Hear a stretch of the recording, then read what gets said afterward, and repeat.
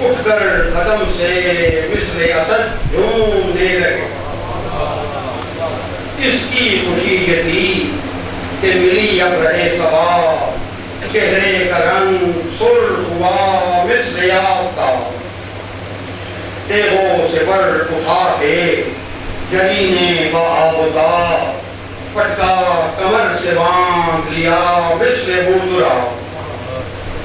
جوش آ گیا، فزوں ہوس جنگ ہو گئی، بالیدگی سے تن پہ زرہ تنگ ہو گئی۔ الٹی جو پٹ کے مثل ید اللہ آستین، ناخن چمک کے در نجف کے بنے لگی۔ ساتھ یا کے بازوئے بیضائے حورین، پنجہ تھا یا کے پنجائے زرغام خشمگین۔ تن کر خدا کے شیر کی تصویر بن گئے، ہاتھوں کے بال جوہر شمشیر بن گئے۔ آواز دی سکینہ کو پڑھ کر کہ مشق لاؤ، رخصت ملی حضور سے آنسو نہ بہاؤ۔ مادر سے کہہ دو پیاس کا اثر کے غم نہ کھاؤ، اب جلد پانی لینے کو جاتے ہیں، آؤ آؤ۔ قبضہ ہو نہر پر گوہرِ آرزو ملے، بھر لائیں مشق اب تو ہمیں آبرو ملے۔ بخشا حضور نے علم سید البشر، رخصت بھی تھی یہ بندہ نوازی ہے کس قدر۔ تم مشق دو کہ سرد ہو جلتا ہوا جگر، اس بھے سے بھی آج یہ خادم ہو پہرہ مجھ کو نشان سید والا کا ساتھ ہے، کوثر کا اور سایہ طوبیٰ کا ساتھ ہے۔ خون میں بھرے لڑیں سپاہے بد صفات سے، خون سرخ رو جہاں میں شہ کائنات سے۔ پیاسی ہو 3 روز سے اور 3 رات سے، پانی تمہارے واسطے لائیں فرات سے۔ اس غم میں کس طرح نہ کلیجہ پگار ہو، ان سوکھے سوکھے ہونٹوں کے امو نثار۔ آنکھوں میں اشک بھر کے یہ بولی کو حق چلا، خون میں آپ کو مجھے ایسی نہیں ہے پیار۔ ماتم میں ہے سہر سے امام فلک اساس، پھر کون ہے اگر نہ رہے آپ شہ کے پاس۔ تھامے گا کون فاطمہ کے نور عین کو، تنہا نہ کیجئے میرے بابا حسین کو۔ دریا سے پھر کے گھر میں نہ آؤ تو کیا کروں، پانی کے بدلے خون میں نہاؤ تو کیا کروں۔ کوثر پہ گر فرات سے جاؤ تو کیا کروں، حضرت کو اپنا داد دکھاؤ تو کیا کروں۔ مٹ جائے گھر حسین کا صدمے عظیم ہوں، چھوٹی چچی کو ران ہو بچے یتیم۔ شہ نے کہا کہ ان کو نہ روکو پدر نثار، ان کی یہی خوشی ہے تو کیا اپنا اختیار۔ منظور حق ہے گر تو پھرے گا یزید بقا، اب آگے جو رضا خدا اے جگر پھرا۔ دل چاہتا ہے ان کو نہ دم بھر جدا کریں، لیکن تم ہی کہو کہ بجز صبر کیا کریں۔ رونے لگی یہ سن کے سکینہ و درد و غم، خم ہو گیا سلام کو شہ کے وزی حشم۔ مشق و علم کو لے کے چلا تھا کرم، جو آئی کان میں یہ صدائے غم و ملم۔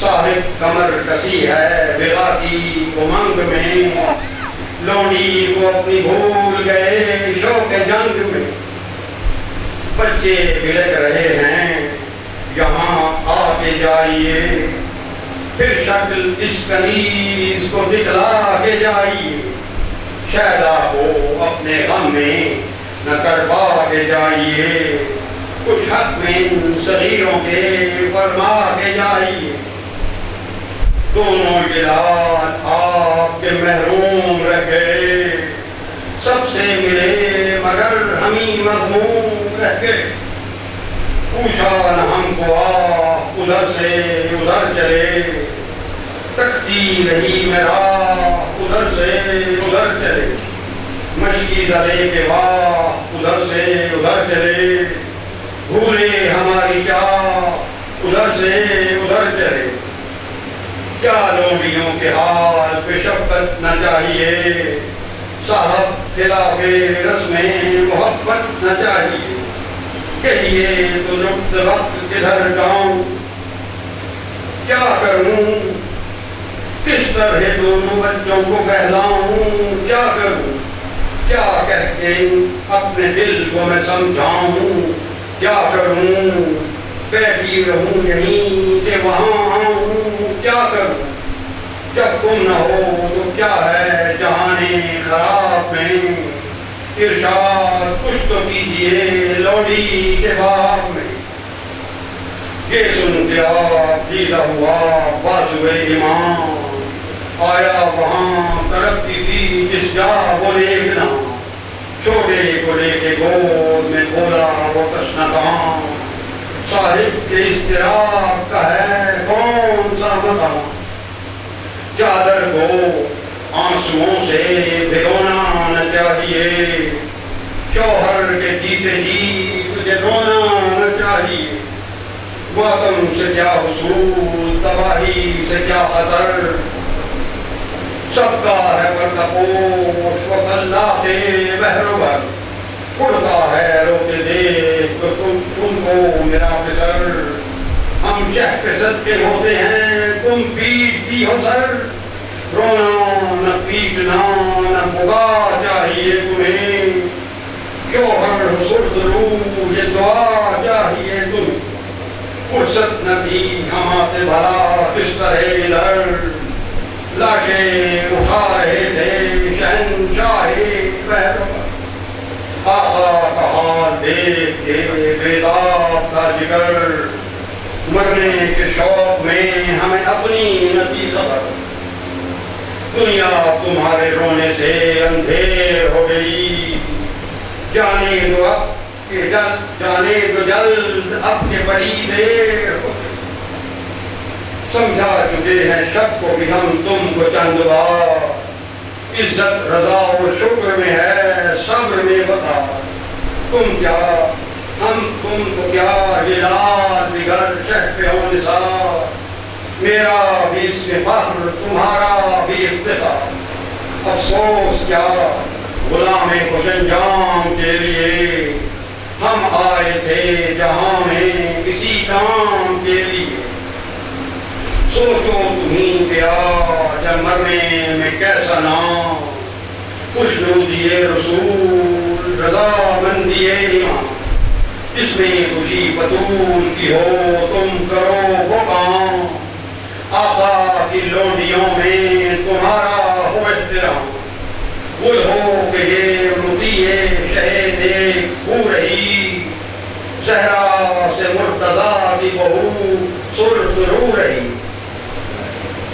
بچوں کی بھی یتیم کا بیجا ہے رنج و غم، ان کے فکر ہیں سید سجاد باکرم، بانو کا ساتھ دیجی ہو جب تک ہے دم دم، مالک ہے سب کی زینب زی جاہو زی حشم، خدمت گزار خلق میں ہر دم عزیز ہے، جو بیویوں کے پاس رہے وہ کنیز ہے، لو اس پسر کو گود میں آنسو نہ پاؤ، رونا ہے گھر تو فاطمہ کبریٰ کے پاس جاؤ، پہلے کا دل سکینہ ناشاد کو بلاؤ، مغموم ہے بڑے کو گلے سے ذرا لگا، لٹنے میں چھٹ نہ جائیں کہ نازوں کے پالے ہیں،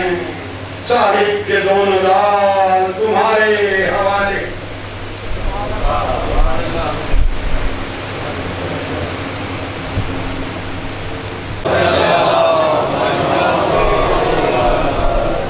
ذرا تعبیر ظہور امام زمانہ علیہ السلام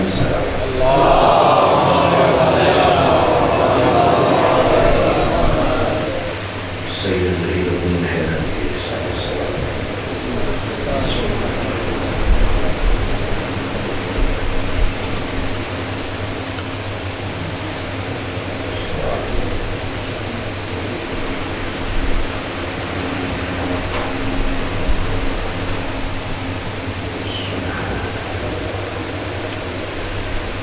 واحد خالق کائنات اپنان رحمان کی عبادت کو منظور فرمائے اور سادات ازاد کا اشکر حضر کا اہتمام انسان سے قبول منظور فرمائے اور پتے رحمت کریں تمام ایسا کو شفاعت فرمائے۔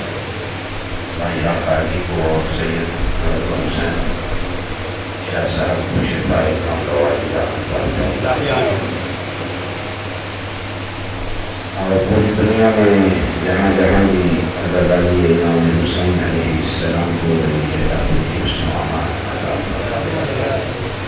اور حبیب الحق سرکار امام زمانہ علیہ السلام کا جلسہ مل کے ایک صلوات پڑھیں۔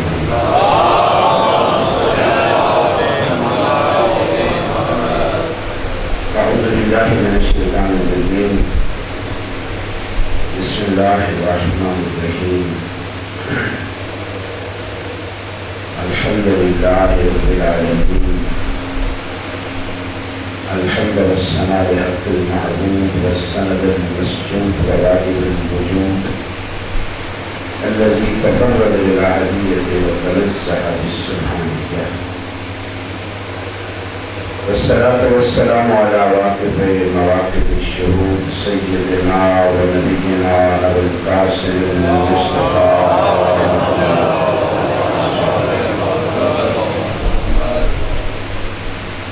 وعلى آله الأطيبين الطاهرين المنتجبين، لا سيما على بقية الله في السماوات والأرضين، أجل الله فرجها وسخر الله مخرجها ورزقنا الله رؤيته ونصرته، والسلام على الحسين وعلى علي بن الحسين وعلى أولاد الحسين وعلى أصحاب الحسين وعلى أخي الحسين العباس وعلى أخت الحسين زينب۔ أما بعد فقد قال الله تبارك وتعالى في كتابه المجيد والفرقان الحميد وهو أصدق القائلين وقوله الحق، بسم الله الرحمن الرحيم، إنما يريد الله ليذهب عنكم الرجس أهل البيت ويطهركم تطهيرا۔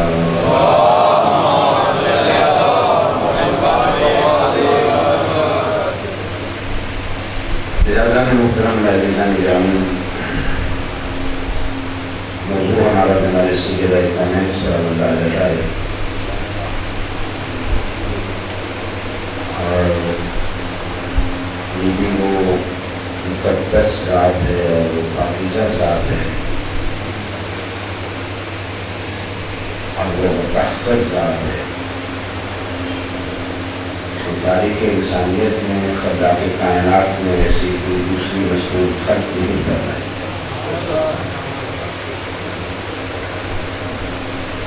حسب کے حوالے سے دیکھا جائے یا نسب کے حوالے سے دیکھا جائے، سیرت و کردار کے حوالے سے دیکھا جائے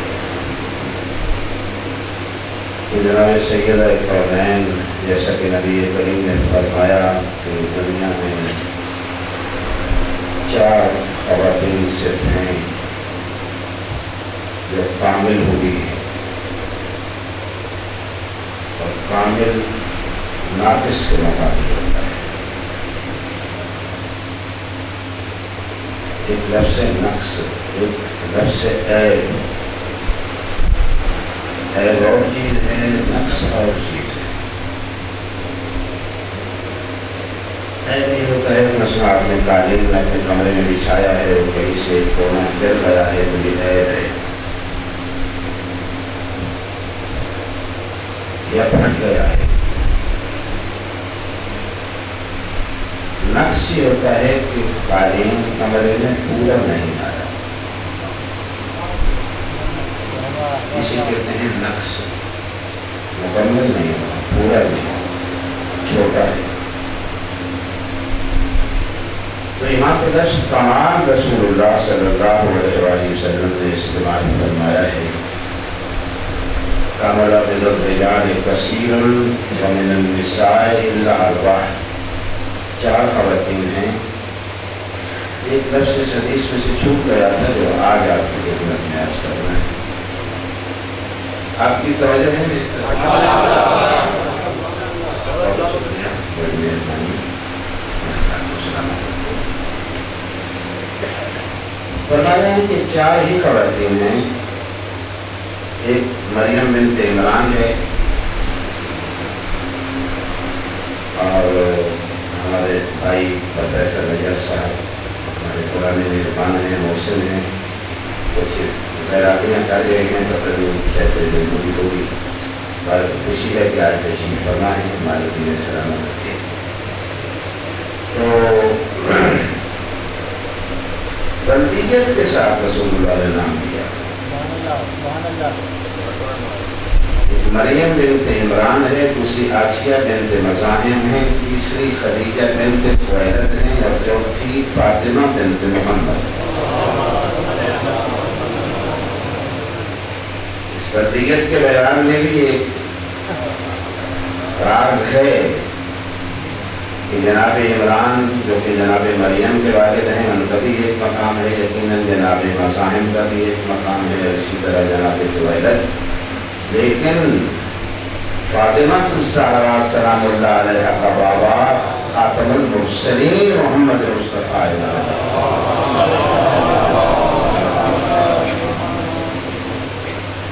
اور اس کے بعد فرماتے ہیں کہ یہ تینوں بھی کامل ہیں۔ کمال کا ہم نے آپ کو عرض کیا تھا کہ اس کا مقدار نقص ہے، جسے سرور دو عالم اس بیوی کے متعلق فرمائیں کہ وہ کامل ہے تو اس کا مطلب ہے کہ وہاں نقص کا تصور موجود نہیں ہے، ان تینوں بیویوں میں بھی نہیں ہے۔ لیکن آگے پھر تصریح فرما رہے ہیں کہ یہ 4 خواتین کامل ہیں اس کائنات میں، لیکن میری بیٹی فاطمہ الزہرا سلام اللہ علیہا ان تینوں سے بھی افضل ہے، یعنی وہ کامل ہیں اور بطول اکمل ہے۔ یہ وہ لفظ ہیں جو نبی کریم صلی اللہ علیہ وسلم کی زبان اطہر سے نکل رہے ہیں، اور اس سے ثابت ہوتا ہے کہ جناب سیدہ کونین سلام اللہ علیہ کا مقام باقی ان تینوں بیویوں سے بلند تر ہے۔ کسی کے ذہن میں یہ تصور نہ جائے کہ جناب سیدہ کونین بھی کامل ہے اور جناب مریم سلام اللہ علیہ بھی کامل ہیں، تو دونوں کا مرتبہ اور مقام بلند ہے، نہیں۔ جناب سیدہ کونین کا مقام بلند ہے، اور اس کی وضاحت کے لیے دوسری حدیث میں ارشاد فرمایا کہ یہ ساری جنت میں جائیں گی، لیکن جنت کی سرداری خواتین کی وہ میری بیٹی بطول کو حاصل۔ سیدۃ النساء اہل الجنہ، جنت کی عورتوں کی سردار ہے، ساری جنت اس گھرانے کی ہے۔ حسنین شریفین علیہ السلام کے لیے فرمایا کہ الحسن والحسین سیدا شباب اہل الجنہ، حسن اور حسین جوانان جنت کے سردار ہیں، اور سرکار امیر المومنین کو اس طرح شامل کیا کہ فرمایا کہ وَأَبُوهُمَا أَفْضَلُ مِنْهُمَا، حسن اور حسین جوانان جنت کے سردار ہیں، لیکن ان کا بابا علی ان دونوں سے افضل ہے۔ یہ لفظیں اس لیے فرمائیں تاکہ کسی کے ذہن میں یہ خیال نہ جائے کہ حسنین علیہ السلام جنت کے سردار ہے تو امیر المومنین کا کیا مقام ہے. اس لیے نبی فرما رہے ہیں کہ نہیں علی ان سے افضل ہے. اور پھر بیٹی کے بارے میں فرما رہے ہیں کہ وہ بھی جنت کی عورتوں کی سردار ہے. جہاں تک مخدومہ کونین کا تعلق ہے، بیوی تو ہے ہی اصل میں جوہر وجود جنت سے بیوی کا ہے. اس لیے نبی کریم اپنی بیٹی کو جب اپنے پاس بٹھاتے تو سوکھا کرتے. اس کا سوال ام المومنین حضرت عائشہ نے بھی کیا نبی کریم سے، یا رسول اللہ آپ ایک ایسا کام کرتے ہیں کہ دنیا کا کوئی باپ بیٹی کے ساتھ نہیں کرتا، کہ قریب بٹھا کے آپ سوکھتے کیوں؟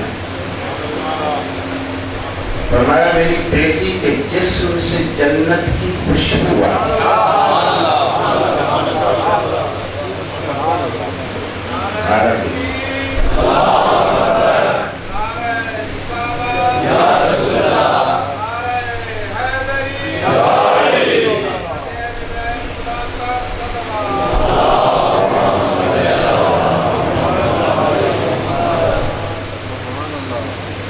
نبی کریم صلی اللہ علیہ وسلم کے جسم سے خوشبو نہیں آتی، اتنی خوشبو آتی ہے. فاطر اسلامی رضی اللہ تعالی عنہ رسول اللہ کے صحابی،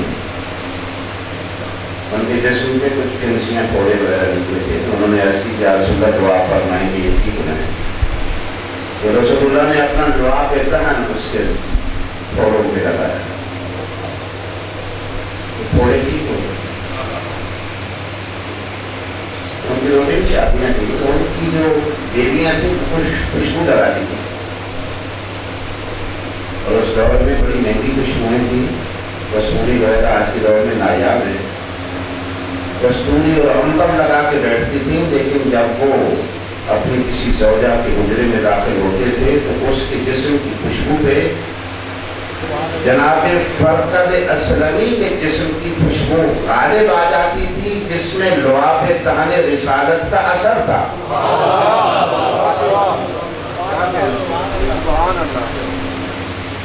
جس رسول کے لعاب دہن کا اثر اتنی خوشبو ہے، وہ پیغمبر خود کتنے معطر ہوں گے. جس نبی کا جسم اتنا معطر اور اتنا خوشبودار ہے کہ جس گلی سے رسول اللہ گزر جاتے ہیں، بعد میں گزرنے والے لوگ کہتے ہیں کہ یہاں سے رسول اللہ گزرے ہوں گے.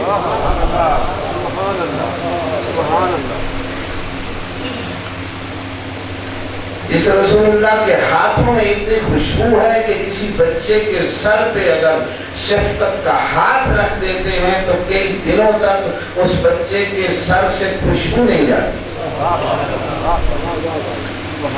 وہ نبی پھر فرمائیں کہ میں اس لیے سنتا ہوں کہ میری بیٹی بطول کے جسم سے جنت کی خوشبو آتی ہے، تو پتہ نہیں وہ کیسی خوشبو ہے جس سے معطر ہے، جس میں اطہر سیدہ کونین سلام اللہ ہے. نعرہ حیدری، آواز بلند صلوات.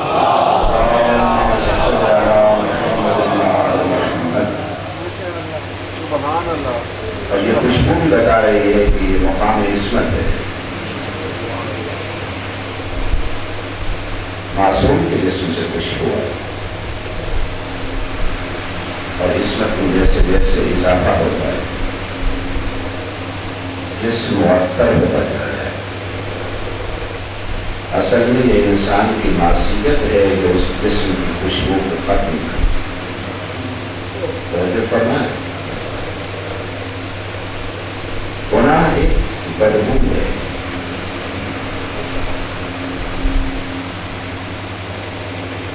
ایک رسالت وسلم کی حدیث میں آپ کے سامنے پڑھ ایک حدیث ہے سرکار کی، بہت سی حدیثیں ایک پڑھتا ہوں. کہتے ہیں انسان اگر ایک جھوٹ بولتا ہے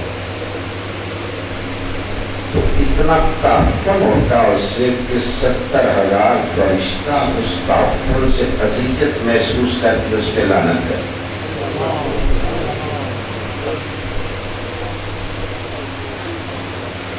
نیکی خوشبو ہے،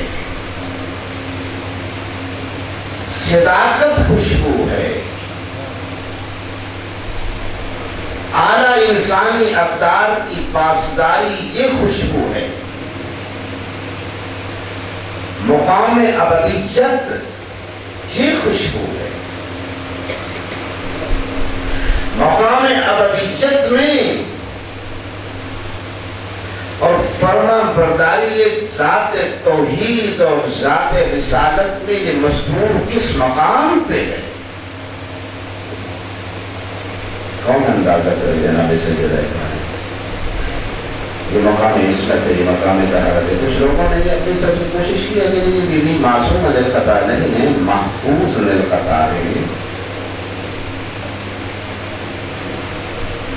ان کی خدمت میں عرض کروں کہ یہ لفظ عفت، یہ لفظ طہارت، یہ لفظ پاکیزگی، یہ لفظ عصمت، یہ سارے الفاظ چھوٹے ہیں، بطول کا مقام بلند ہے.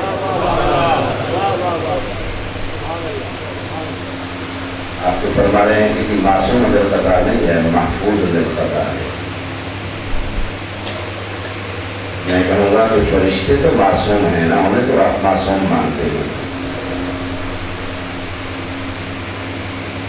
معصوم فرشتے جس بی بی کے گھر میں چکی پیسیں وہ بی بی کیسے معصوم نہیں ہوگا.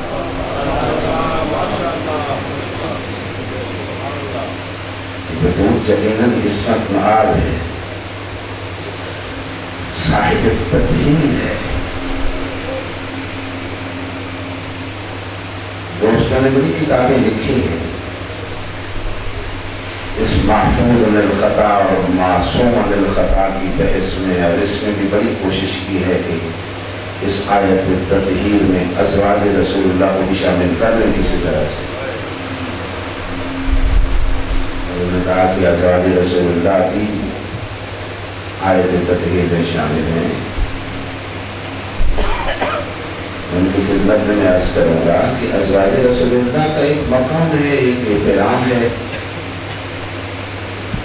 ازواج رسول اللہ کی عظمت اور ان کی شان کے لیے کیونکہ رسول اللہ سے انہیں نسبت ہے، ان کے ہم جان قربان کرنے کے لیے تیار ہیں. ان کی احترام کے لیے خون کے آخری قطرے تک ہم لڑنے کے لیے تیار ہیں. ازواج رسول اللہ کا ہم سب شیعہ احترام کرتے ہیں.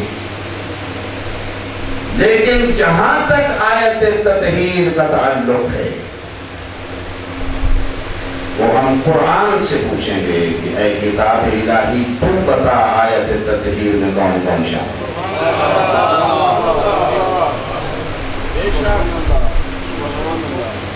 آپ اس طرح کیوں کرتے ہیں کہ ازواج رسول اللہ کے متعلق جو باتیں قرآن مجید میں کی ہیں، جو آیتیں نازل فرمائی ہیں، آپ ایک جمپ لگا سے ہمیشہ وہاں سے گزر جاتے ہیں.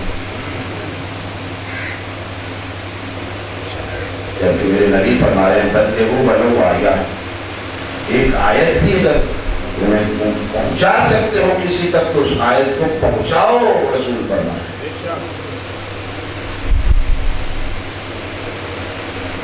یہ شرینوں میں تو سننے والے کو سمجھ ہی نہیں آتی کہ ہم نے کیا پڑھا ہے. ازواج رسول اللہ کے متعلق اتنی آیات ہیں، ان کا تقابل کر نہیں آ پائے کہ طریقے سے. احترام ہم سب کا ہم کرتے ہیں. ازواج رسول اللہ کے متعلق قرآن مجید واضح لفظوں میں خطاب کر کے فرما رہا ہے. سورہ احزاب میں یہ آیت 29-30 سے یہ شروع ہو جاتی ہے. جن میں خالق کائنات نے اختیار دیا ہمیں کہ میرے حبیب تو بس یہی ہے، اس کی زندگی یہی ہے، سادہ سی زندگی ہے، جو روٹی کھا لیتے ہیں، گھر میں زیادہ کچھ نہیں رکھتے، غریبوں میں بانٹ دیتے ہیں، بیواؤں کا خیال رکھتے ہیں، یتیموں کا خیال رکھتے ہیں۔ میرا حبیب تو زاہد مطلق ہے، پیغمبر کی زندگی یہ ہے کہ اپنی رحلت سے چند منٹ پہلے بے قرار تھے، اور جب پوچھا گیا کہ یا رسول اللہ بے قرار کیوں ہیں، تو فرمایا تکیے کے نیچے 2 درہم رکھے ہوئے ہیں، وہ اللہ کی راہ میں تقسیم نہیں کر سکا، وہ اٹھا کے کسی غریب مسکین تک پہنچاؤ تو مجھے سکون آئے۔ ازواج رسول اللہ کی طرف سے مختلف تقاضے تھے، یہاں قرآن مجید نے خالق کائنات نے خود مخاطب کیا ہے،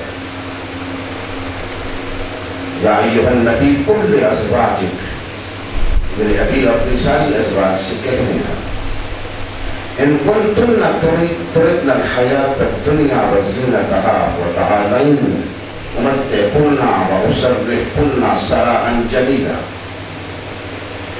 اے میرے رسول کی بیویوں، اگر تمہیں رسول اللہ کی یہ سادہ زندگی اس سے اختلاف ہے اور تمہیں خصوصی مراحات چاہیے اور زیادہ دولت اور پیسے چاہیے تو تعالین، تو آ جاؤ، ومتعکن، ہم کچھ مال و اسباب تمہیں دے دیتے ہیں، واسرحکن سراحا جمیلا، اور آرام سے بڑے شائستہ انداز میں تمہیں طلاق دے کے اپنے میکے بھیج دیتے ہیں اور یہاں پہ بیٹھ جاؤ۔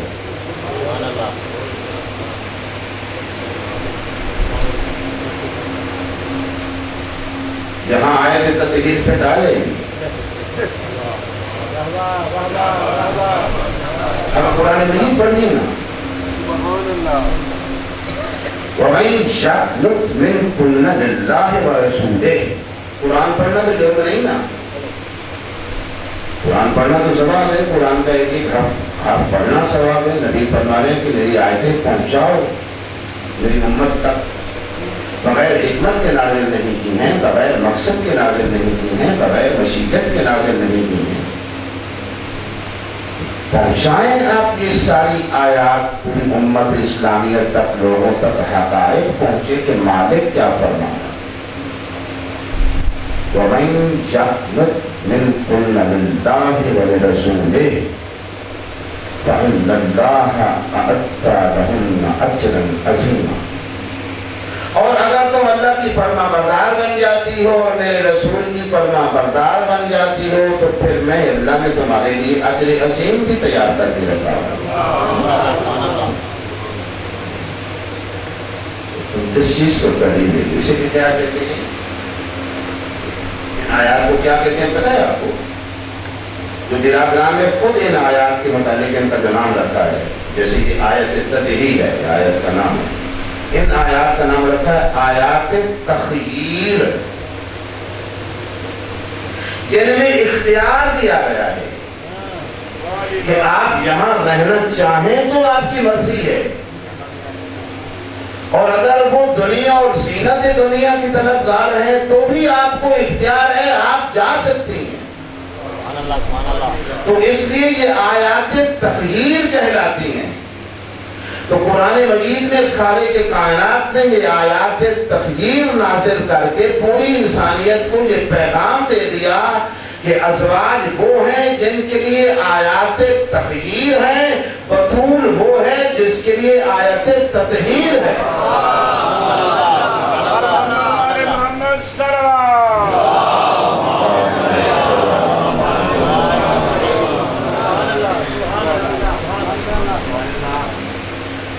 یا نساء النبی لستن کأحد من النساء، میرے نبی کی بیویوں تو عام عورتوں کی طرح تو نہیں ہو، انہیں اتقیتن، انہیں تو تقوی اختیار کرنا چاہیے۔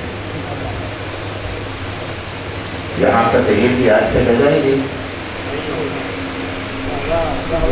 وَلَا تَخْشَعْنَ بِالْقَوْلِ حَتَّى يَطْمَعَ الَّذِي فِي قَلْبِهِ مَرَضٌ، اور اگر دروازے پہ کوئی غیر محرم آ جائے میرے رسول سے بات کرنے اور وہ گھر پہ نہیں ہے اور تم دروازے کے اندر سے آتی ہو تو نرم و نازک لہجے میں اور لگے لپٹے انداز میں بات نہ کیا کرو کہ کہیں اس کے دل میں طمع نہ پیدا ہو جائے جس کا دل مریض ہے۔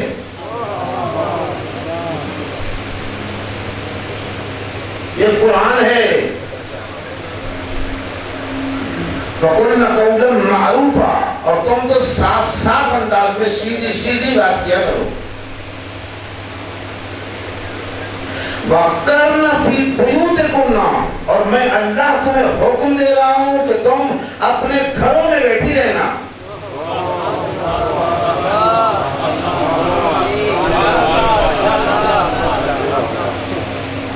کیا پتا کہ کون سی حکمت الہیہ اس میں پوشیدہ تھی کہ خالق کائنات میں نبوت میں سوچ ہوئی تھی کہ کہنا چاہیے.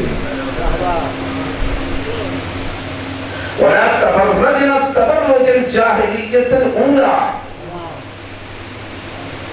اور یہ زمانہ جاہلیت کی عورتوں والا میک اپ اور بناؤ سنگار تم نہ کیا کرو. یہاں پہ کہا جائے گی آیت تطہیر. خالق کائنات فرما رہا ہو کہ تم نے تبرج نہیں کرنا. تبرج کے مختلف معنی ہیں. ایک معنی مفسرین نے یہ لکھا ہے کہ عورتیں جو اپنے پھونوں کے بال نکالتی ہیں انہوں نے تبرج کہا ہے. قرآن کے پڑھا تبرجنا تبرج الجاہلیت الاولیٰ، تو جاہلیت اولیٰ بھی ساتھ فرما رہا ہے کہ اس زمانے کی عورتوں کی طرح تم نے نہیں کرنا تبرج. وہ بناؤ سنگھار تمہارے لیے نہیں ہے کیونکہ تم میرے رسول کی اتباع ہو. وَأَقِمْنَ الصَّلَاةَ، تم تو نماز قائم کرو. وَآتِينَ الزَّكَاةَ، اور تم تو زکات دو. وَأَطِعْنَ اللَّهَ وَرَسُولَهُ، اور تم اللہ اور اس کے رسول کی اطاعت کیا کرو. یہاں تک فرمایا ہے نا. یہاں اسی طرح سے جس طرح دو آدمی یا دو گروپ کسی انسان کے سامنے ہوتے ہیں اور بطور فیصل یا کسی بات کو سننے کے بعد وہ فیصلہ سناتا ہے دونوں کو کہ آپ یہ ہیں اور آپ یہ ہیں. تو آئین اسی انداز میں قرآن مجید میں ڈال دی ہے. جدادران نے ان آیات کا نام آیات تخلیق رکھا ہے. ہمارے علماء نے تو انہیں آیات تنبیہ کہا ہے. ہمارے علماء نے آیات تخلیق نہیں کہا. وہاں آیات تنبیہ ہے. واقعی تنبیہ ہے نا. وَلَا تَبَرَّجْنَ تَبَرُّجَ فِي بُيُوتِكُنَّ، گھروں میں بیٹھی رہو. وَلَا تَبَرَّجْنَ تَبَرُّجَ الْجَاهِلِيَّةِ الْأُولَىٰ، زمانہ جاہلیت کی عورتوں کی طرح تم نے بناؤ سنگار نہیں کرنا ہے. وَقُلْنَ قَوْلًا مَعْرُوفًا، سیدھے سیدھے لہجے میں بات کیا کرو. دروازے پہ کوئی آئے تو نارمل نازک لہجے میں اور لگی لپٹے انداز میں آپ نے گفتگو نہیں کرنا ہے. یہ آپ کے شایان شان نہیں ہے کہ کسی مریض دل والے کے دل میں کوئی غلط تصور پیدا نہ ہو جائے. اور تم نماز قائم کرو، یہ ساری تنبیہات آ رہی ہیں. اور تم زکات دو، اور تم اللہ اور اس کے رسول کی اطاعت کرو. یہاں تک فرمانے کے بعد یہ سارے کے سارے سیغے جمع مؤنث مخاطب کے ہیں. لستن جمع مؤنث مخاطب ہے. کرنا فی بیوتکن، ان دونوں سیغے جمع مؤنث مخاطب کے ہیں. پروفیسر نجار صاحب مجھے تائید کر رہے ہیں، وہ جانتے ہیں عربی کو.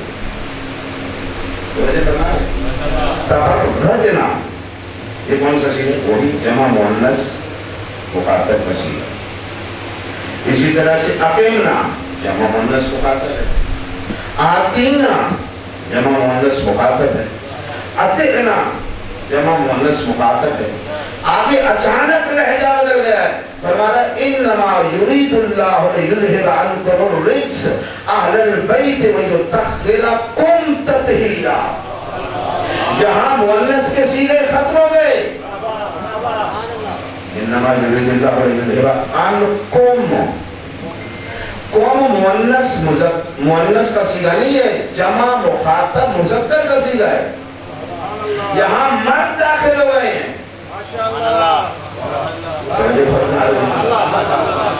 وَيُطَهِّرَكُمْ، یہ پھر جمع مذکر مخاطب کا سیغہ ہے. جہاں مرد داخل ہو گئے ہیں. ہو سکتا ہے کوئی خاتون ہو، لیکن عربی قانون یہ ہے کہ باب تغلیب کے تحت مخاطب اگر مرد زیادہ ہیں تو سیغہ مذکر مخاطب کا آئے گا، اور اگر عورتیں زیادہ ہیں تو پھر سیغہ. اگر پہلی ساری ازواج رسول شامل ہوتی تو ان کی تعداد زیادہ تھی، مرد تو کم ہے. سیغہ مؤنث کا لینا چاہیے تھا. سیغہ 2 مرتبہ قوم جمع مذکر مخاطب کا استعمال ہونا خصوصی طور پہ اس آیت میں اس بات کی دلیل ہے کہ اب کچھ ایسے لوگوں کو مخاطب کیا جا رہا ہے جن میں مرد زیادہ ہیں خاتون ایک ہے.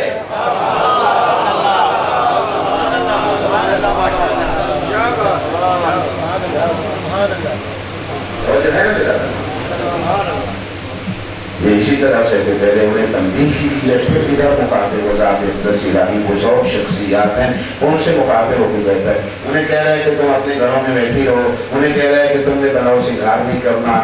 انہیں کہہ رہا ہے کہ غیر محرم سے کس طرح گفتگو کرنی ہے. انہیں کہہ رہا ہے کہ تم جو ہے اچھے انداز میں بات کیا کرو, لگی لپی انداز میں بات نہ کیا کرو.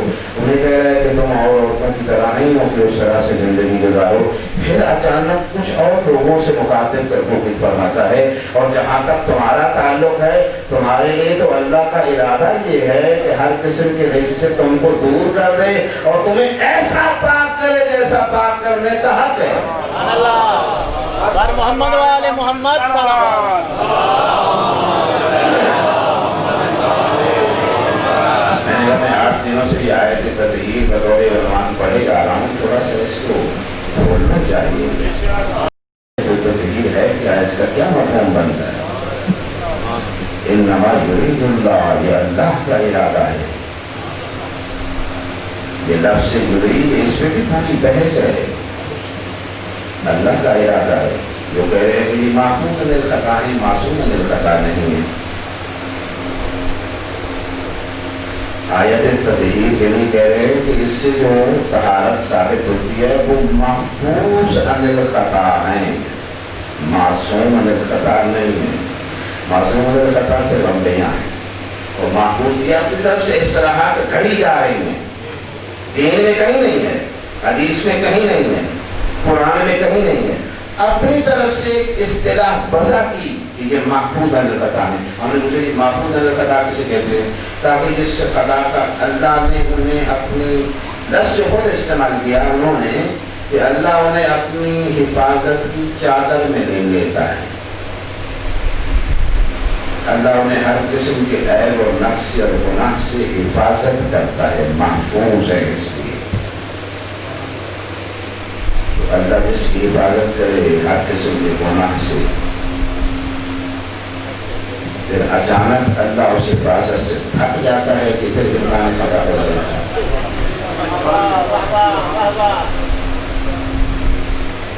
توحید کیوں کرتے بھائی؟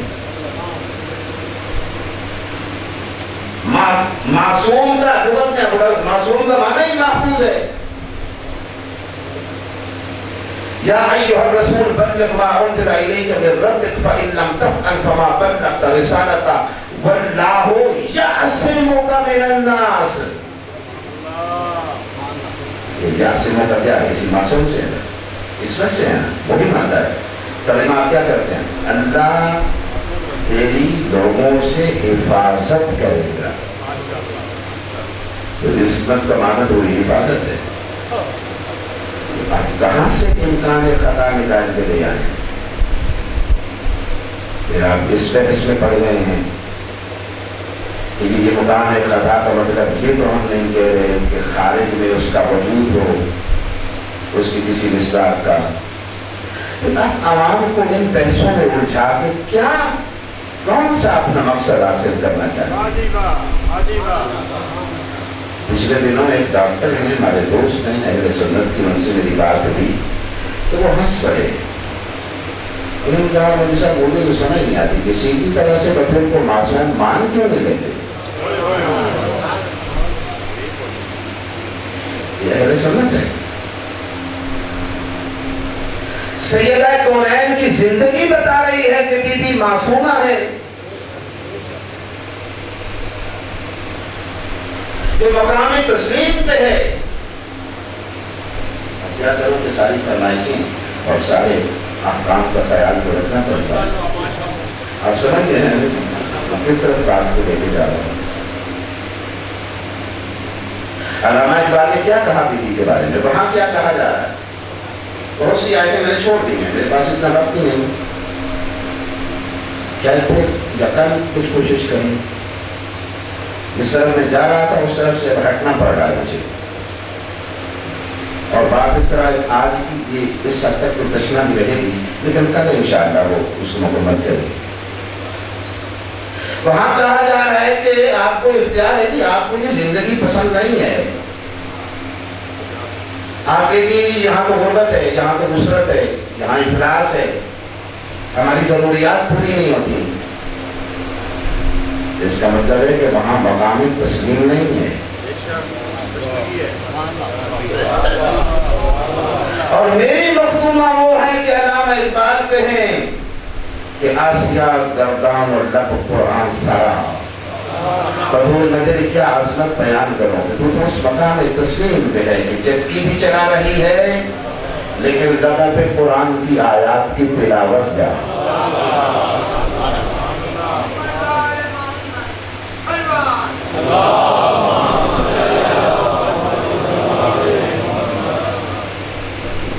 یہ مقام تسلیم ہے جس پہ سیدہ کونین کھڑی.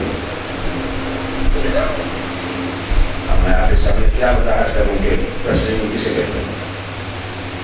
پچھلے سال کی کچھ گفتگو سی کی تھی اس پہ میں نے تسلیم پہ,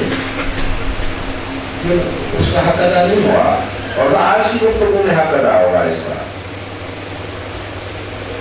آپ نے جو بتایا ہے سرکار امیر المومنین نے ایمان کے 5 رکن بتائے. ایمان 5 ارکان سے مکمل ہو جاتا ہے, کامل ایمان کسے کہتے ہیں. اس میں سے پہلے رکن کا نام ہے یقین, دوسرے رکن کا نام ہے صبر, تیسرے رکن کا نام ہے رضا, اور چوتھے رکن کا نام ہے تسلیم. یہ سارے ارکان ملیں تو ایمان کامل ہوتا ہے. 5واں ملے ہیں, پہلا یقین, توکل, صبر, یہ 3 ہو گئے نا, تسلیم اور رضا 5. یہ 5 رکن ہیں ایمان کے. اس میں اگر رضا بولے تو رضا کسے کہتے ہیں. رضا یہ ہے کہ انسانی نفس اور انسانی مزاج کچھ چیزوں کو پسند کرتا ہے لیکن خالق کائنات چاہتا ہے کہ تو یہ نہ کر, تو اپنی پسند کو اللہ کی پسند اور اس کے حکم پہ ترجیح دیتے ہوئے اپنی پسند کو پیچھے ہٹا دینا اور اللہ کے حکم کو مقدم کر دینا, اسے کہتے ہیں رضا. یہ رضا ہے. کیونکہ میرا مالک چاہتا ہے, میرا نفس کچھ اور چاہتا ہے لیکن میرا مالک کچھ اور چاہتا ہے, تو میں اپنے نفس کو پیچھے لے جاؤں, اپنے مالک کے حکم کو آگے لے جاؤں. یہ رضا ہے. لیکن تسلیم یہ نہیں ہے میرا بنا. تسلیم کا مقام اس سے بھی بلند ہے. تسلیم یہ ہے کہ اپنی کوئی خواہش ہے ہی نہیں, اپنا کوئی مقصد ہے ہی نہیں, اپنی کوئی طلب ہے ہی نہیں. رضا میں اپنی طلب ہے, اپنا مقصد ہے, اپنی خواہشات ہیں, خواہشات نفسانی کا وجود ہے یہاں پہ, لیکن انہیں مؤخر کر کے امر الہی کو مقدم کر رہا ہے. یہ رضا تھی. لیکن مقام تسلیم میں اپنی کوئی طلب ہی نہیں ہے, اپنا کوئی مقصد ہی نہیں ہے, صرف وہ مقصد ہے اور وہ طلب ہے جو اس معبود حقیقی کی طلب ہے. بس جو مالک چاہتا ہے ہم وہی چاہتے ہیں جو مالک چاہتا ہے. اسی مقام کی طرف آخری لمحات میں سید الشہداء نے اشارہ کیا. رضن بقضائه والتسليما لأمره. اب میں کیا عظمت بیان کر سکتا ہوں اس شہزادے کی جس کا نام عباس ہے. تو میرے امام لفظ اشہد سے آغاز فرمائے. اشهد لك بالتسليم والتصديق والوفاء والنصيحة لخلف النبي صلی اللہ علیہ وسلم.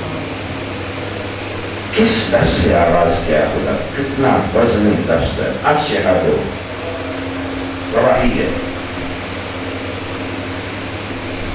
یاد توحید لیا کیا کہتے ہیں؟ اشہد ان لا الہ الا اللہ اشہد ان محمد رسول اللہ اشہد ان علی امیر المؤمنین ولی اشہد. اور یہ اشہد کون کہہ رہا ہے؟ امام صادق کہہ رہے ہیں. کس کے لیے کہہ رہے ہیں؟ سرکار عباس. اشہد لک بالتسلیم. عباس میں گواہی دیتا ہوں تیری اپنی کوئی طلب ہی نہیں ہے. عباس کو اس سے مبرہ اور منزہ ہے کہ کوئی اپنی طلب ہو اور اسے پیچھے رکھ کے تو نے امر الہی کو مقدم کیا ہو. نہیں عباس میں امام ششم گواہی دیتا ہوں تیری کوئی طلب نہیں, تیری کوئی خواہش نہیں, تیرا کوئی مقصد نہیں. تیرا مقصد وہی ہے جو مقصد معبود ہے اور یہ مقام انتہائی بندگی ہے جس پہ سرکار وفا ہے. بلکہ میں نے جب آپ کے سامنے وہ ارکان ایمان بیان کی, میں جس شہزادے کا ذکر کرنے لگا ہوں خدا اس کا کچھ ثانی نہیں.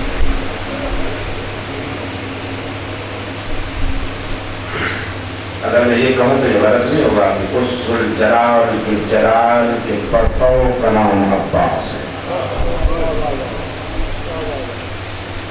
کیونکہ ایک جملہ سرکار امیر المومنین کا میرے سامنے ہے کہ جب کسی نے سوال کیا کہ مولا جب اللہ کو جلال آتا ہے تو ماحول کیسا ہوتا ہے؟ فرمایا میرے بیٹے عباس کا چہرہ دیکھ لو, ماحول جلال الہی تیری سمجھ میں آئے. یہ شخصیت کے قرار وفا ہے. یہ توکل ہے ایمان کا. یہ 40,000 سے اکیلے کا ٹکرا جانا اسے کہتے ہیں توکل. تو یہ یہاں موجود ہے. یقین ایمان کا ایک رکن ہے. بازو کٹ جانے کے باوجود جو رجس پڑھا ہے اس میں کہا کہ مجھے یقین ہے حسین کی امامت کی صداقت کا. بازو کٹ گئے ہیں تو کیا ہوا؟ عباس حسین کا ساتھ دے گا. منزل یقین بھی ہے, منزل توکل بھی ہے, منزل رضا بھی ہے, منظر تسلیم بھی ہے کہ اپنا مقصد تو پیش نظر نہیں, ہاتھ سے پانی گرا دینا. یہ کیا ہے کہ اپنی کوئی طلب ہی نہیں ہے. ایمان کے تمام ارکان کو اس شہید نے کربلا میں ایسے ثابت کیا ہے کہ مجھے آج جنگ کی سرزمین پہ سادات کی صف عذاب یہ جملہ کہنے کا حق دیجئے. اور میرا دل چاہتا ہے کہ میں بھی ایک گواہی دوں. ایک گواہی امام صادق نے دی کہ عباس نے کربلا کے میدان میں یہ ثابت کیا کہ کائنات میں جو کل ایمان ہے اس کا نام ہے علی, اور شبیر کے لشکر کے کل ایمان کا نام عباس ہے.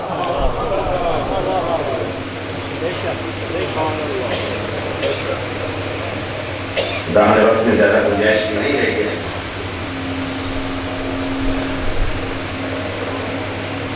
رسول اللہ نے علم دیا تھا سرکار امیر المومنین کو خیبر میں, اور وہاں کچھ رس فرمائے تھے. انی آتیت رعیت قدم رجلا, ایک کرارا, دو غیر فرار, تین یحب اللہ, چار وَيُحِبَّ رَسُولَهُ, 5 وَيُحِبُّهُ اللَّهُ, 6 وَرَسُولَهُ, 7 صفتیں اس حدیث میں سرکار امیر کی نبی نے بنائی. اسے دے رہا ہوں جو مرد ہے، جو قرار ہے، جو غیر فرار ہے، جو اللہ سے محبت کرتا ہے، جو اللہ کے رسول سے محبت کرتا ہے، جس سے اللہ محبت کرتا ہے، جس سے اللہ کا رسول محبت کرتا ہے۔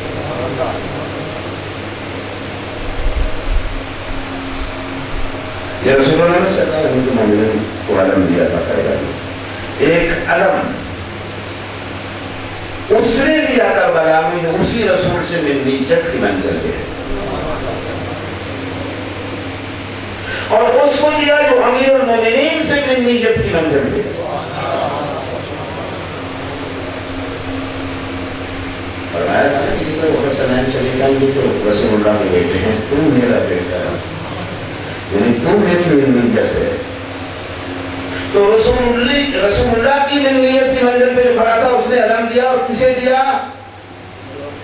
جو امیر کائنات سے ملنیت کی منزل پہ ہے۔ تو یہاں بھی وہی لفظ ہے، وہی 7 چیزیں، وہی 7 صفتیں جو امیر کائنات کے لیے تھی، وہی عباس کے لیے ہیں۔ تو کرنا حسین علم نہ دیتے، کیونکہ علم دینے والا وہ ہے جو رسول سے ملنیت کی منزل پہ ہے۔ رجلاً کرار غیر فرار یحب اللہ ورسولہ ویحبہ اللہ ورسولہ۔ یہ ہے شخصیت حضرت عباس۔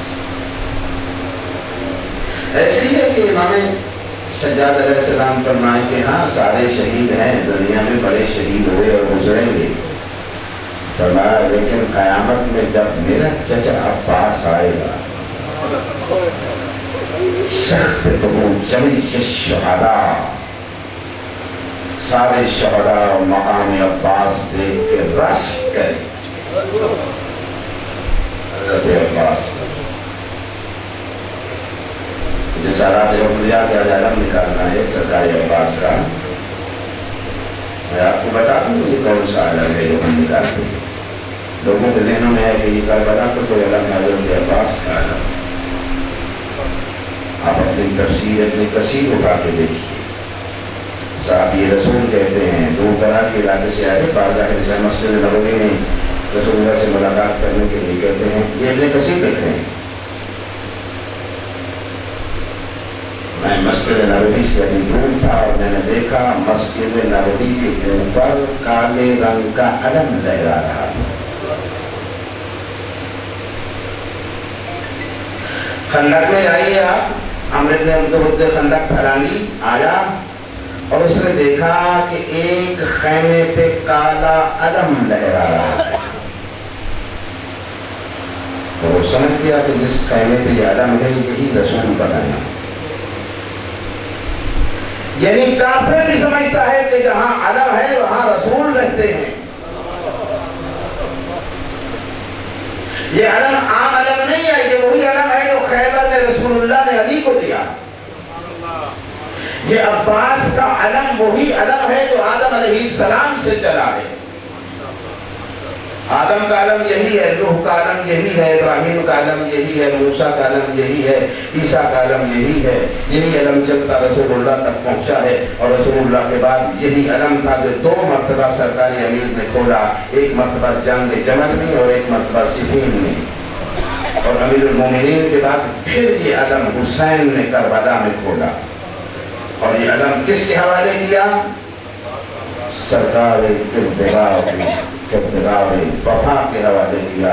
تو پتہ چلا کہ عباس کے ہاتھ میں جو علم ہے وہ بنیادی طور پہ علم توحید ہے۔ ہم شیعہ جو اپنے گھروں پہ لگاتے ہیں توحید کا علم لگاتے ہیں،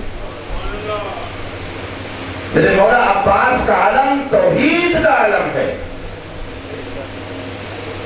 چونکہ بنا لا الہ الا اللہ نے دیا ہے، محافظ لا الہ الا اللہ عباس کو۔ اگر حسین بنا لا الہ الا اللہ ہے تو عباس محافظ لا الہ ہے۔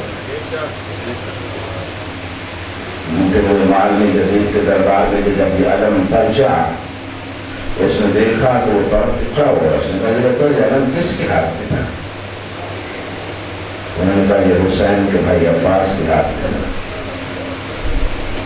اس نے کہا میں جنگجو کی شجاعت کا اقرار کرتا ہوں کہ اتنا بہادر تو یہ انسان پورے علم کے اوپر تیروں کے اور تلواروں کے اور نیزوں کے نشان ہیں سوائے مکبزل ید کے. مکبزل ید کہتے ہیں جہاں سے علم کو پکڑا جاتا ہے. کہتے ہیں صرف وہ حصہ ہے جس پہ کوئی نشان نہیں. اس بات کی دلیل ہے کہ اس جنگجو نے زندگی کے آخری سانس تک علم کو چھوڑا نہیں. حضرت کو اللہ ہمارے کام کو سنا. بس میں نے سب شروع کر دیا. ہم کیا عرض کروں آپ کی خدمت میں. حقیقت میں دل چاہتا یہ لفظ بھی کہہ دوں. میرے مولا علی انگوٹھی آپ نے دی, آپ کو ولایت ملی. بستر پہ سوئے آپ کو رضائیں ملی.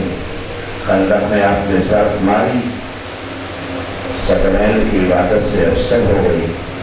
مجھے نہیں پتا میرے مولا علی آپ کا وہ کون سا ایسا عمل ہے جس کے عوض میں خالق کائنات نے آپ کو عباس جیسا بیٹا دیا. میں دیکھا ہوں آپ کی آنکھوں میں آنسو.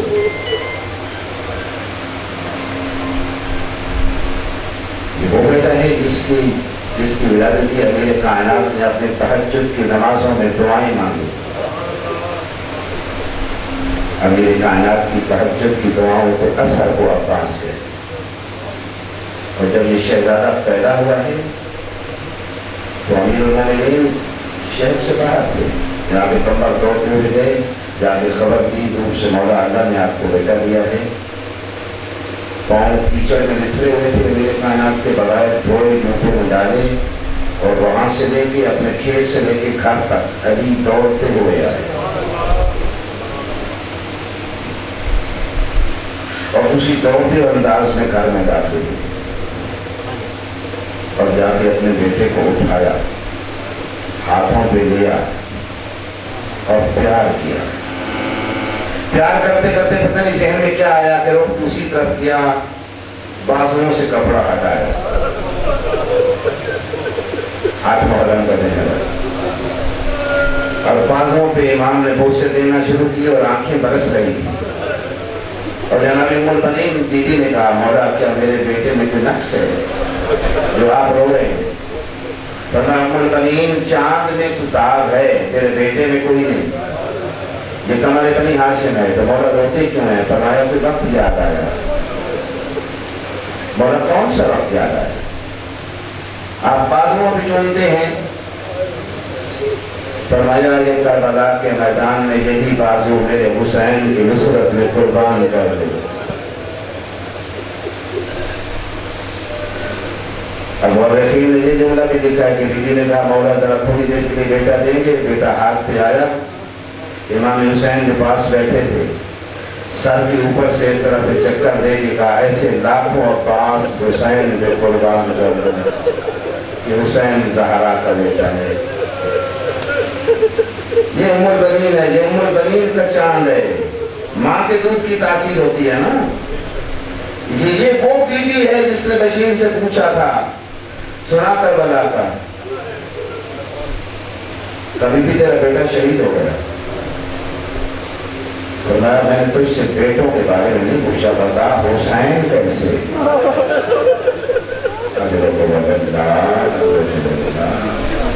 سلامت رہو آزادارو. بلکہ عجیب لفظ ہے جس کا ترجمہ اگر کروں, قطعت میات قلبی سالتوں کا عامل حسین.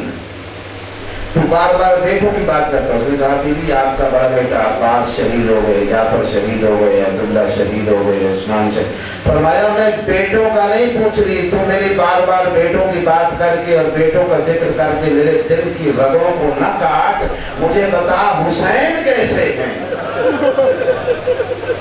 اجروں کو مددگار دیر نہ کر, جلدی بتا. اور پہلے ماتم بھی نہیں کیا. جب اس نے کہا نا بیوی حسین شہید ہو گئے, اب ماتم کیا ہے جناب ام البنین نے. یہ اس بیوی کا رخت ذکر ہے جس نے چلتے ہوئے مدینہ سے بھی کہا تھا عباس بیٹا بس ایک وصیت ماں کی یاد رکھنا، مجھے بطول کے سامنے شرمندہ نہ کرنا۔ ماں کی وصیت یاد تھی لیکن مقام تسلیم پہ ہے، بولا کچھ نہیں۔ آخری وقت میں آ کے کھڑا ہوا پیچھے سے، وہ بھی سامنے سے نہیں، شبیر کرسی پہ بیٹھے تھے، قدموں کی آہٹ ہوئی، امام نے پیچھے پلٹ کے دیکھا، سر جھکا کے عباس کھڑے تھے۔ عباس کیسے آئے ہو؟ جواب نے کہا تو نفس ہے، مولا ذات کا صدری کلیجہ پھٹ جائے۔ اکبر کے بعد اب مجھے کیا جینا ہے؟ قاسم کے بعد اب عباس کیا دیے؟ فرمایا عباس انت صاحب لوائی۔ یہ سید ابن طاؤس کا مقصد ہے۔ سید لکھتے ہیں امام نے فرمایا انت صاحب لوائی، عباس تو میرا علمدار ہے۔ وعلامت عسکری، عباس تو علامت اور نشانی ہے میرے لشکر کی، کیسے تجھے اجازت دے دوں؟ فبکیا حسین، اور حسین روئے۔ کردگار وفا نے کہا مولا وہ لشکر کہاں ہے جس کا میں مالک آپ کو سلامت رکھے، اب اجازت دے دیں، نہیں برداشت ہوگا۔ اجازت خود بھی نہیں دی۔ فرمایا عباس جا اگر ہو سکے تو بچوں کے لیے پانی لے۔ خیمہ اندر قرب الماء، جس خیمے میں وہ مشکیں رکھی جاتی تھی، اس میں سے بچوں کی العطش کی آواز آ رہی ہے۔ چلتے ہوئے آئے، خیمے میں داخل ہوئے، مشکوں کے اوپر بچوں نے گریبان پھاڑ کر اپنے سینے رکھے ہوئے، قدموں کی آہٹ ہوئی۔ چھوٹے چھوٹے بچوں نے پیچھے پلٹ کے دیکھا، بی بی سکینہ نے بھی دیکھا، کہا چچا آئے ہیں پریشان نہ ہو، اب پانی مل جائے گا۔ چھوٹی سی مشک اٹھائی، چچا کو ساتھ لے کے چلی، تیاری کرائی چچا کی، اور ایک جملہ کہا چچا جان پانی ذرا جلدی لے آنا، میرا اصغر مرنے والا ہے۔ امام کے سامنے آئے۔ 3 سے مقامات ہیں جہاں پہ مقتل بقا بقاعن عالیہ، 3 مقامات پہ حسین بلند آواز سے روئے۔ ایک یہ مقام ہے جب کردگار وفا کو رخصت کر رہے تھے حسین، یہ کس وقت روئے ہیں؟ کیونکہ دور سے کھڑے ہو کے جھک کے سلام کیا اور گھوڑے کی طرف جانے لگا، گھوڑے پہ سوار بھی ہو گئے، چند قدم اٹھائے تھے، پیچھے سے حسین کے رونے کی آواز، پیچھے پلٹ کے دیکھا، مولا خیریت تو ہے؟ مقتل کہتا ہے حسین کیوں روئے تھے؟ عباس کے ذہن میں یہ تھا کہ پانی لے کے آ جاؤں گا، لیکن حسین چونکہ علم امامت سے جانتے تھے کہ اب اسے لوٹ کے نہیں آنا، باہیں دونوں پھیلائی ہوئی تھی، کہہ رہے تھے عباس ایک مرتبہ مجھے سینے سے تو لگا لے۔ گھوڑے سے نیچے اترے، شبیر کے سینے سے لگے، اور اب عباس سمجھ گئے کہ مجھے لوٹ کے نہیں آنا، اگر لوٹ کے آنا ہوتا تو حسین اس انداز میں مجھے ودا نہیں کرتے۔ مقبول مجلس سے مالک آپ کو سلامت رکھتی عزادارو، سمیٹ رہا ہوں بیان کو، بہت تفصیلی شہادت ہے اس شہزادے کی، لیکن بالکل اجمال کے ساتھ آخری لفظوں پہ آ گیا۔ حسین کے سینے سے جب الگ ہوئے ہیں تو امام چند قدم آگے بڑھے، زہرا کے لال میں ایک ہاتھ گھوڑے کی لگام میں ڈالا اور دوسرا ہاتھ اس شہزادے کے گھوڑے کی رکاب پکڑ لی۔ یہاں پہ یہ مقتل کا لفظ لینا نہیں، اور فرمایا ارکب بنفسی انت یا اخی، سوار ہو جا تجھ پہ حسین قربان ہو جائے۔ مقتل کربلا کے میدان میں واحد شہید ہے جس کی رکاب پر شبیر نے بوسہ دیا ہے. یہ موقع بھی میرے پاس آئے میدان میں کہوں مولا اپنے خیبر فتح کیا لیکن پیاسے تو نہیں تھے. 3 دن کا پیاسا عباس عمرو بن حجاج کا 4000 کا لشکر فرات کے ساحل پہ پہرا دینے والا پیاسے شیر نے الٹ کے ایک طرف ڈال دیا اور گھوڑا ڈالا فرات میں. خشک مشک سکینوں کی ڈوری چلو میں پانی لیا. دشمن کو دکھانا چاہتے تھے کہ میرے پاس پانی ہے تو صحیح لیکن پیوں گا اس لیے نہیں جو کہ میرا امام حسین پیاسا. مطلبی وذکر عطش الحسین شبیر کی پیاس کو مد نظر رکھتے ہوئے فرات کو پیاسا چھوڑا. عباس نے تھوڑا پیچھے موڑا باہر نکلے. حسین ابن نمیر لعین پورا دستہ لے کے آیا فوج کا جن کا دستے کا کام تھا صرف تیر برسانا. مقتل کہتے ہیں عباس کے جسم میں اتنے تیر لگے ہوئے تھے گھوڑے پہ یہ شہزادہ نظر نہیں آتا تھا صرف تیر نظر آتے. مجھے نہیں پتا کہ ڈھال جیسی پر استعمال کی یا نہیں کی لیکن سکینہ کی مشق کی ڈھال خود اپنے جسم کو بنا دیا. اتنے میں ایک لائن نے آگے بڑھ کے تلوار کا وار کیا دائیں بازو قلم ہوا. دوسرے نے دوسرا وار کیا بائیں بازو قلم ہوا.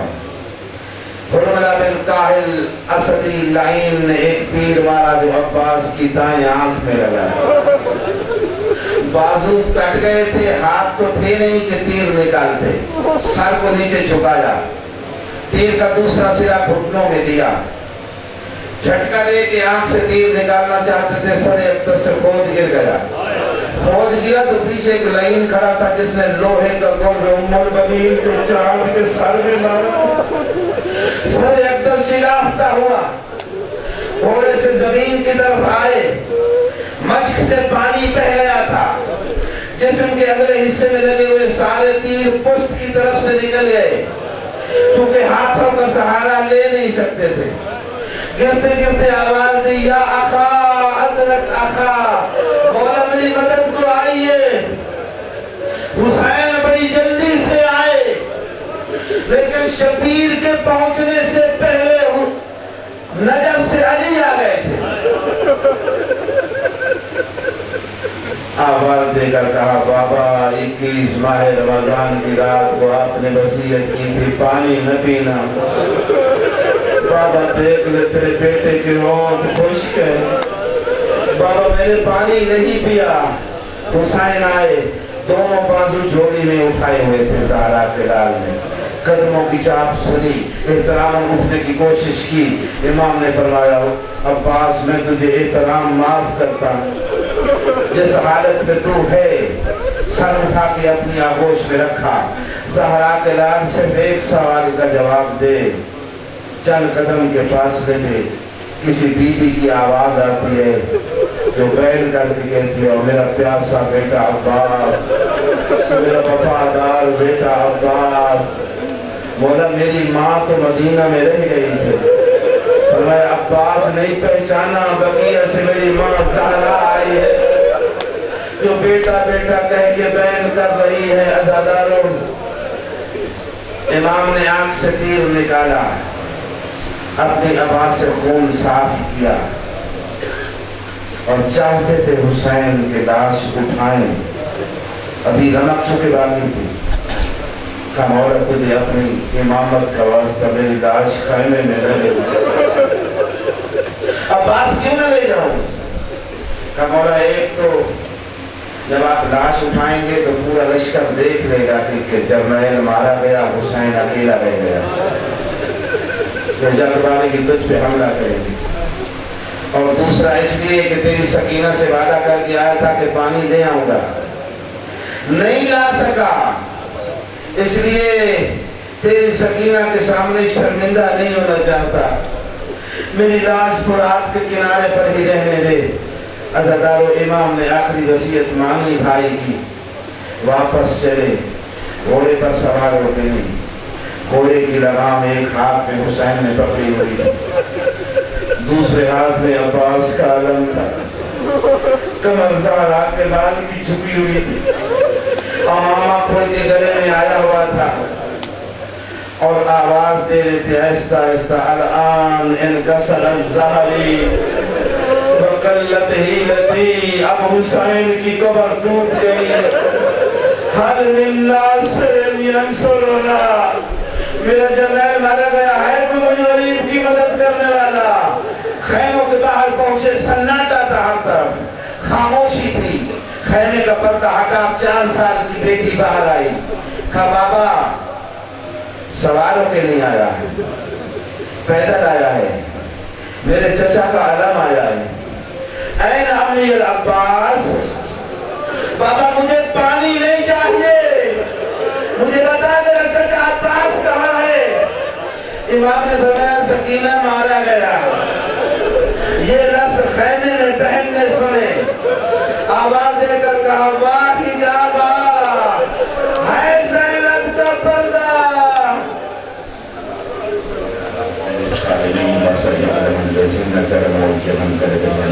ماتم حسین